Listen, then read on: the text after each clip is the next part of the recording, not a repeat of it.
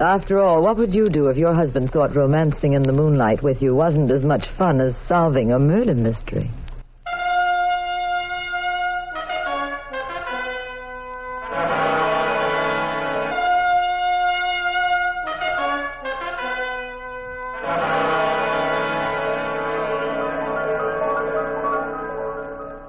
The National Broadcasting Company presents The Adventures of the Abbotts, starring Claudia Morgan and Les Damon as Jean and Pat Abbott, those popular characters of detective fiction created by Francis Crane.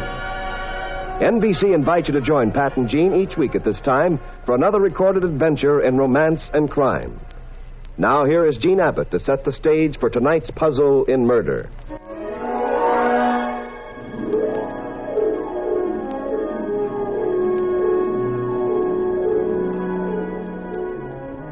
You've heard about the unbelievable fogs they've been having recently in England. Well, this one topped them all. Pat had been working on a case in a remote town in Scotland.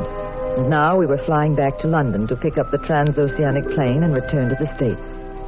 The plane we found in Scotland was a chartered job. It was the best we could get, being in a hurry to reach London.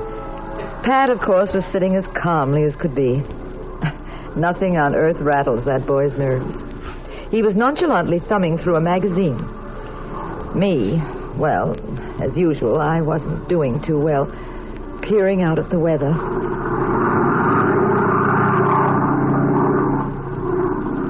Pat? You want to play Scrabble? Nope. Oh, be sociable, Pat. You should say I'd be delighted to play Scrabble, especially with you, Mrs. Abbott, the world's champion player. Mm-hmm. I found a set, Pat. Now I'll get a pencil and paper and we'll play. Let's see, I have a pencil. Oh. Maybe he has some paper. Who? That man right in front of us. That very distinguished-looking man. Well, if you're looking for an excuse to talk to him, dear, go right ahead. I'm not the jealous type, you know. Not much.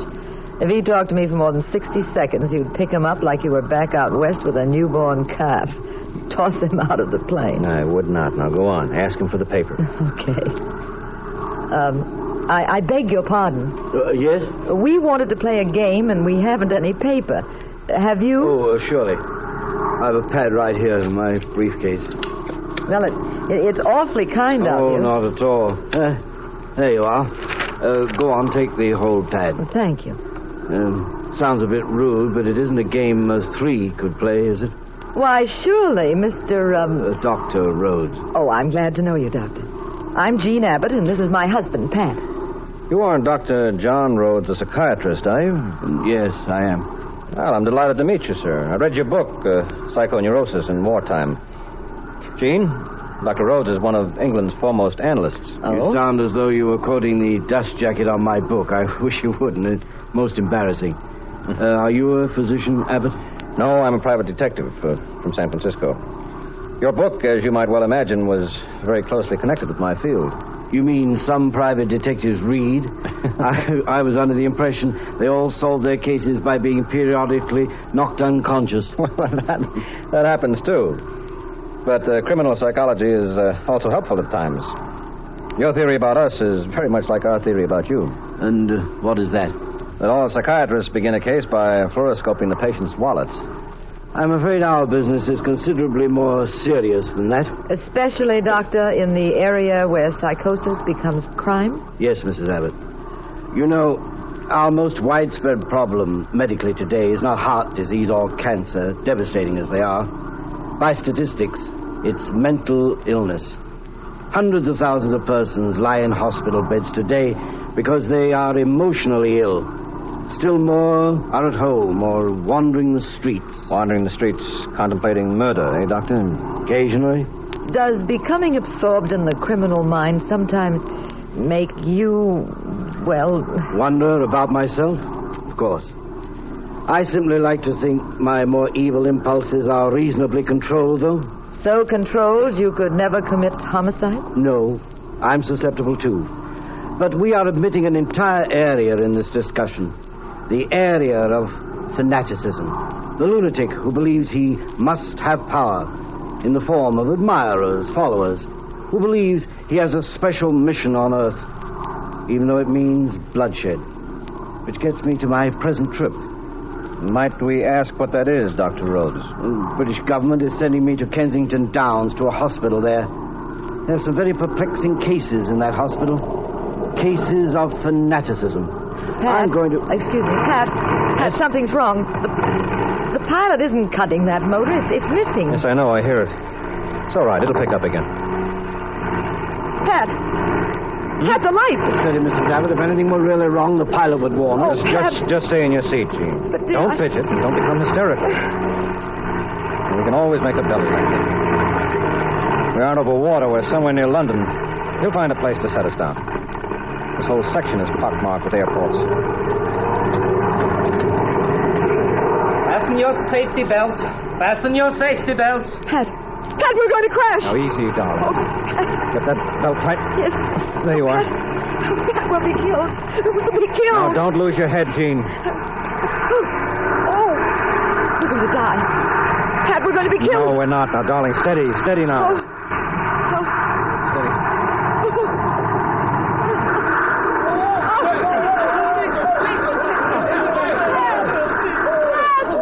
Where are you, Pat? Jean. Where are you?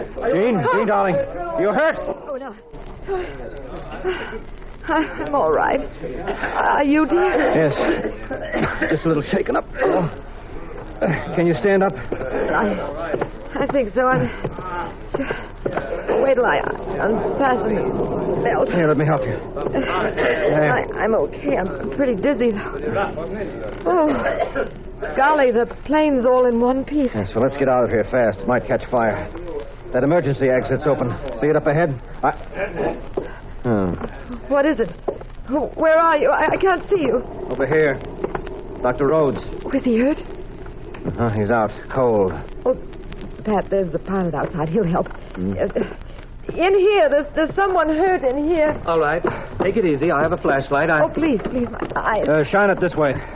That's it. That chap got it bad, didn't he? Oh, his head. Well, I sent someone for an ambulance. They'll fix him up. I don't think so. Why not? He's dead. He is. Oh, no. Too bad that confounded motor had to blow like that. Well, you two come on out. We'll take care of him. Watch your step, Jean. That's it. Gosh. Dark and cold out here. Ooh. What is this, a swamp? No, we're about 80 miles from London. There's a hospital down the road. I sent there for help. I'll be back. Have to see about the other passengers. Ooh. So cold. Can you see anything, Pat? It's so foggy. No, not much. Darling, we should get down on our knees and thank God for that pilot. I never thought we'd walk away from this landing. Uh-huh. What are you doing? Get away from that motor. It's broken. It's liable to explode or something. Uh-huh. Pat, will you listen to me? Yeah, huh? Fine thing. A man nearly gets killed in an airplane crash, and what's he do? Calmly strolls around examining motors. Of all the coats... Jean, that motor is in awfully good shape. It just doesn't make any sense to go... Good shape? Yes. Looks like nothing's wrong with it at all. Oh, but Yes, darling... I know. We had a crash landing. It's a puzzle, huh? Yes, and when you've got the answer to that, you might try telling me how Dr. Rhodes got killed. Well, he was killed in the crash. He was tied into his seat with a safety belt. He didn't bounce around any more than we did. We're well, but the doctor's head is bashed in. Skull is cracked wide open. You wanted to play games, Jean. All right. Get a pencil and paper and figure that out.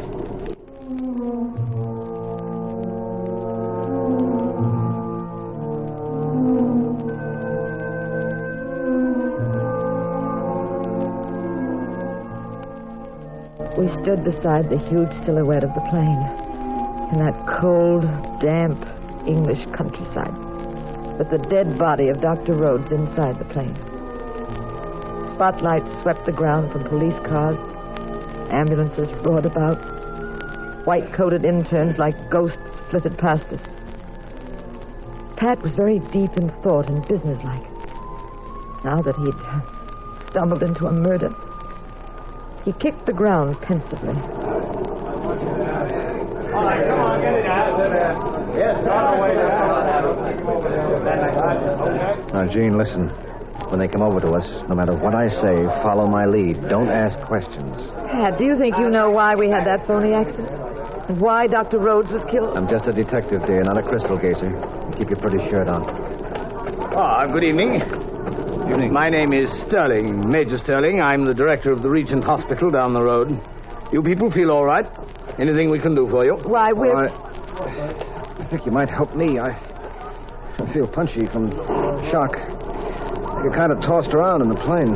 Why, certainly. If you'll come this way, I have a car. You can rest at the hospital, and we'll have a look at you there. Fine. Thank you, Major. Major, I'd appreciate it very much. I'm his wife. I'm Mrs. Abbott, and this is my husband, Pat. Well, don't worry, Mrs. Abbott. We'll have him fixed up in no time. He's probably just a bit rocky from the fall. Now, if you'll take his other arm, he can lean on both of us. That's it. There we are. Now, I'll just tell the pilot that I'm stealing two of his passengers. I say there. Yes? I'm taking Mr. and Mrs. Abbott to the hospital. Mr. Abbott doesn't feel well. He doesn't feel well. No, he said he's very dizzy and weak. That's funny. Why? We simply had a rough landing, that's all. I don't see how he could have been hurt so badly. You don't? No. Well, that's strange, too. Why? Well, you say the landing wasn't rough enough to injure my husband. But it was rough enough to kill Dr. Rhodes, wasn't it?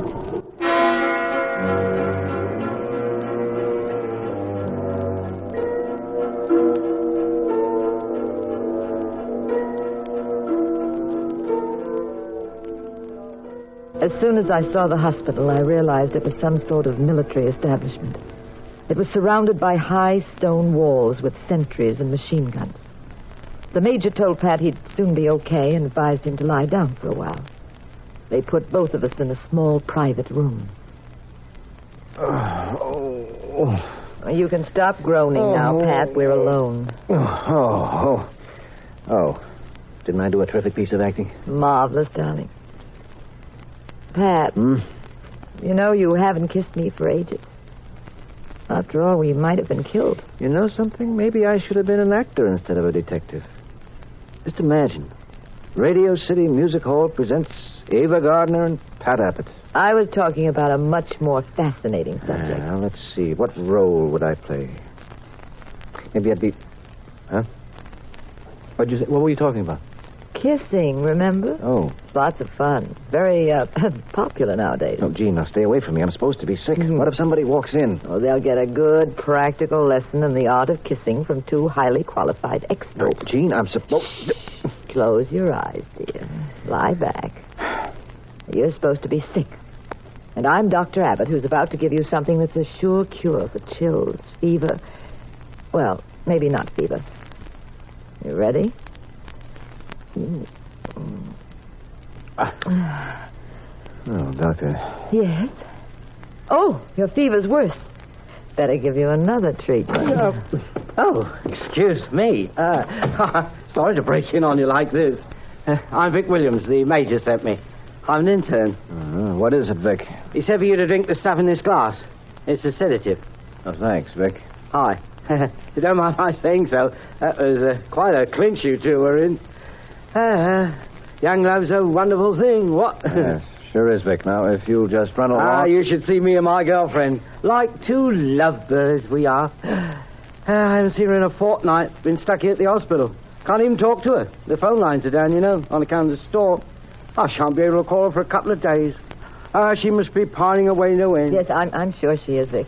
Now, if you've nothing else to tell us... You're from the States, aren't you? That's right. Married? Yes. Now, look, if you'll just... where are you from in the States? San Francisco. They just brought in that corpse from the plane, Dr. Rhodes. He looked like a real top liner in the morgue. Sort of friendly-like. Did you know him? We just met him on the plane. Hey, how'd the accident happen? I mean, were you two just sitting there? Look, Vic, suppose we ask you some questions. All right, I'll go ahead. What is this hospital? It's called British Military Hospital, T-17, Kensington Downs. Well, what sort of men are here? Veterans of World War II? Yes, Mum. And others, the weird ones. You mean mental cases? Well, some of them are legitimately that, Mum. The others, Yes, what about the others? Oh, you know, the British government's mixed up with plenty of fanatics in the Near East. We're always having trouble with them. They got some chaps here from the Mediterranean Society. Oh, what in the world is that? Wild-eyed blokes, I call them. Professional assassins. Stage riots in the Near East, kill people, usually for money, although they claim some other fancy reasons. A lot of them are homicidal maniacs. Some of them are narcotic addicts. British Army rounds them up now and then, pulls them out of the area, ships them here for the cure. The cure work? I often wonder. Lots of the Mediterranean League in this hospital? You know, it's quite a three-ring circus with those boys and the kind they attract. What kind do they attract? Deportees, ex-Nazis, neo-fascists, the lunatic fringe. There's a lot of ex-Nazis who turned up in the League. Let's come in. Everything all right, Mr. Abbott? Oh, fine, Major. Thank you. Well, you try to get some rest and take that sedative. It'll calm your nerves. If you want anything at all, just tell Vic. Thank you. We haven't any caviar or champagne, though. Much as I'd like to give it to you. I'll see you in the morning. I'm getting on myself. I know you two want to be alone. How long have you been married? A few years. San Francisco, huh? What business are you in, Mr. Abbott? Oh, I make a fortune, Vic. I dunk donuts for nearsighted millionaires. Now, look. I know. I'm going. Oh, by the way, after I go, bolt the door. Why? This is a hospital for lunatics, man. You remember? During the nights, they get hopped up. They start running around. Pleasant dreams. Oh, lovely place. Lovely. Pat, what are you doing? I'm going for a stroll. Here? Now? What did you think I pretended to be sick for? I want to see what makes this hospital tick. Or wouldn't you rather lock the door and make believe we're back in Scotland on that moor in the moonlight? You made quite a fancy Heathcliff back on that moor, Pat, darling. Right now, I'm more interested in who bounced Dr. Rhodes on the coconut and why. I'll see you around, Mrs. Abbott. Not on your life. If you prowl, I prowl. If you think for one moment you're going without me, I'll scream. No, all right. Shh. Come on. There are no lights out here. Follow me. Tiptoe. Pat, look. A light's shining under that door. Yes, I see it. Oh, come on. Easy. Yeah. Easy.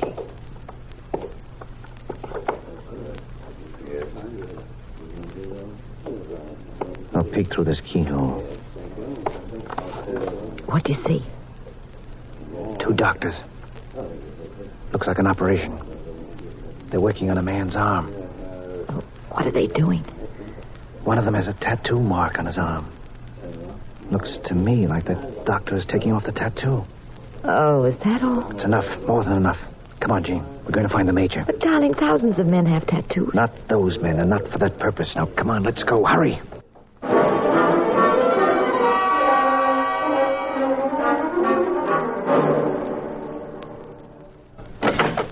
Sorry to break in on you, Major.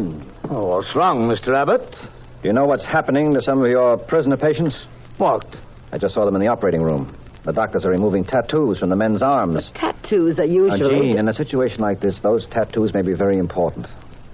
Every man who served in Hitler's Waffen-SS bore a tattoo, a Nazi insignia and his blood group.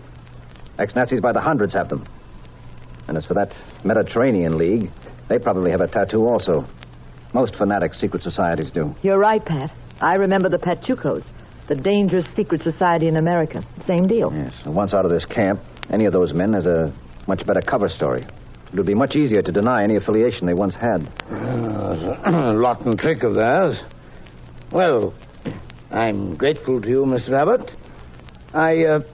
I'll telephone our headquarters in London, and I'll double the guard. You'd best get back to your room. Mrs. Abbott will be safer there. These men may riot if they find out we're onto their game. It's okay, Major. Hello. I want military headquarters in London.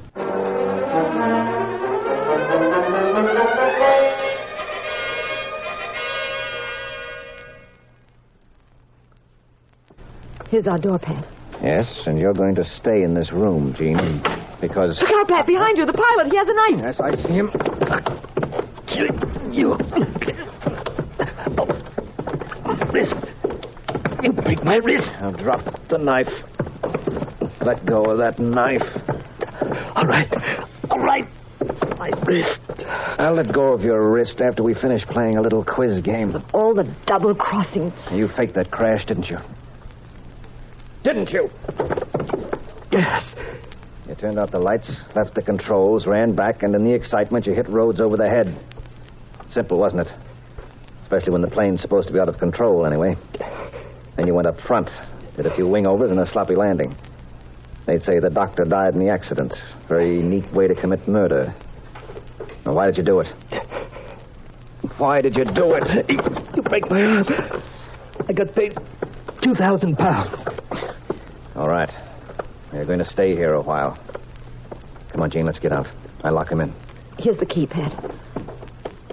Get a doctor. My arm. Yeah, that does it. He'll stay there now. Come on, let's find the major. Well, Mr. Abbott. Oh, it's Vic. I heard cries. I thought you were sick. What are you running about for? Come with me, Vic. I'm going to the major. We're all in for a little entertainment. Your Nazi guests are acting up. Huh? Well, what are you now? Major? More trouble, Mr. Abbott? Yes. The pilot of our plane was waiting for me in my room. With a knife. I had to knock him out.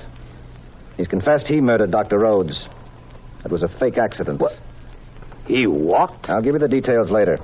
But I haven't picked up by your men. Oh, yes, I certainly will. No, I just telephoned headquarters. There's an investigating squad on the way here now. Well, it's about time. You know, Major, you're quite a remarkable man. Taking all this in stride. Telephoning London. Well, it's all part of my job, Mr. Abbott. No, I think you deserve special mention for an extraordinary job. Telephoning London, and the telephone doesn't work. What was that? Pat. Yes, it's amazing. You say you called London for help. But Vic here told me a few minutes ago that the lines were down on account of the storm. He wouldn't be able to telephone his girlfriend for the next 2 days. How did you manage it, Major? Is magic also one of your accomplishments? You've been asking unpleasant questions all evening, Mr. Abbott. I think I've had about enough. Careful, Pat. He has a gun behind the desk. I can see it from here. Vic? Yes, Major? We'll have to get rid of Abbott. Quickly, too. I wouldn't try any childish tricks, Mr. Abbott, or I shall be forced to kill your wife. Surprised me. This chap was trying to gum up the works. You suspect Abbott at all, Major? Yes, I did, Vic. Since he first presented himself at the hospital. It was obvious there wasn't anything wrong with him. I allowed him to come in, though, basing my tactics on the old saying, give a man enough rope. You paid that pilot to kill Dr. Rhodes, didn't you, Major? You had to get Rhodes out of the way. Go on. Very interesting. The British authorities suspected everything wasn't exactly as it seemed in this hospital. They probably figured some of the so-called incurable prisoners were cured a long time ago. That some were feigning insanity. That all sorts of shenanigans were going on here, so they selected a top-flight psychiatrist, Rhodes, to check the patients. Not a full-dress investigation. Just a seemingly innocent visit. Yes, they underestimated me on that, too, Mr. Abbott. Yes, you needed a bit more time before staging what was probably going to be a wholesale escape. So you hired the pilot to keep Rhodes from coming here. You fit the pieces together very well. Thank you. You even told the pilot to crash right near Kensington Downs so you could sign the death certificate and get the body out of the way fast. Who paid you, Major? No one. I helped them because I believe in the cause. My father was British, but my mother, Mr. Abbott, was an Asiatic. I was raised in the Near East, and raised in a tradition that loathes the British Empire and the Western world in its entirety. My father left my mother. I grew up as a poverty-stricken gamin in the filth of the worst of Cairo. This Mediterranean League you wish to destroy is my fondest hope. Even though it's really a hopeless cause, Major. Is it, Mrs. Abbott? Or does it burn within us with a high, dead white flame? Mr. Abbott, you will drink the contents of this glass. It's an overdose of a sedative I offered you before. It will be fatal almost instantly. A most regrettable accident. Happens occasionally in a hospital. Oh, Pat. Take the glass, Mr. Abbott. In your hands. That's it. Now drink it. I said drink it. Oh, my... I'll take that gun. Oh. You know, for an apparently intelligent man, Major, it's quite a foolish error to hand someone a full glass of medicine and stand close to him so he could easily throw it in your eyes. A childish trick, as you warned me about before. Vic, try reaching London now. But... You work for MI5, don't you, British Intelligence? Yes. You are a smart bloke. I've been investigating this hospital for some time now. Well, Vic, the least you could have done was... I'm sorry, Mrs. Abbott. Obviously, I couldn't tell you anything. I had to let you both sweat a bit. I had no other choice. I'll call London and report this. I'll see you later, Mrs. Abbott. Get moving, Major. Bye, Vic. I hope you'll get to talk to your girlfriend soon, Vic. Oh, I will. Love conquers all, you know. Get going, Major.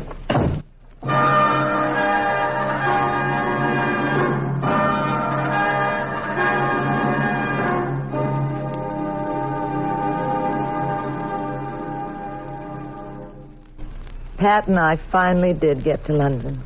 We caught the Clipper, and as we flew over the Atlantic toward home...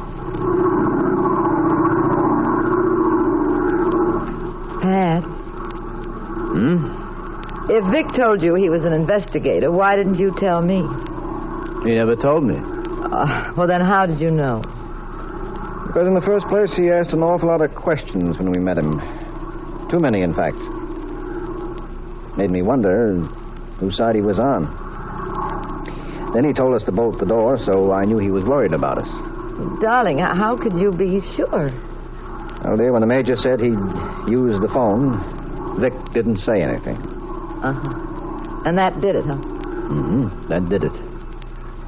Pat. What? I just thought of a wonderful game we can play. Scrabble again? It's too dark. Well, what kind of a game can you play in the dark?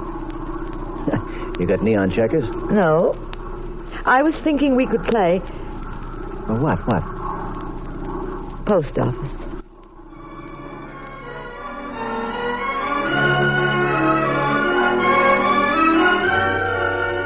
Footnote to the story of the Dead White Flame. Modern airplanes are perfectly designed for safety, speed, luxury travel, and indoor sports.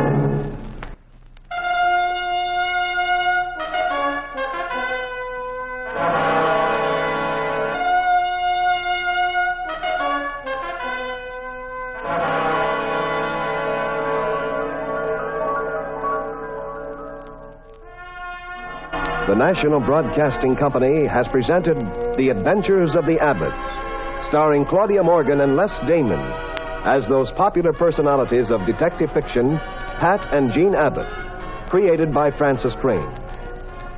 Tonight's cast included Everett Sloane, Burford Hampton, and William Lally. The Adventures of the Abbotts was written by Howard Merrill. Original music composed and conducted by Dewey Bergman. Produced by Ted Lloyd and Bernard L. Schubert. Directed and recorded by Harry Frazee.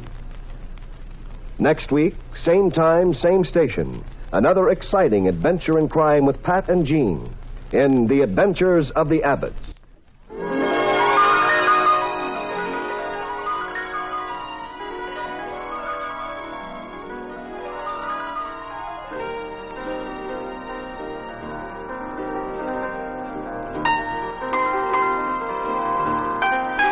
This is the United States Armed Forces Radio and Television Service.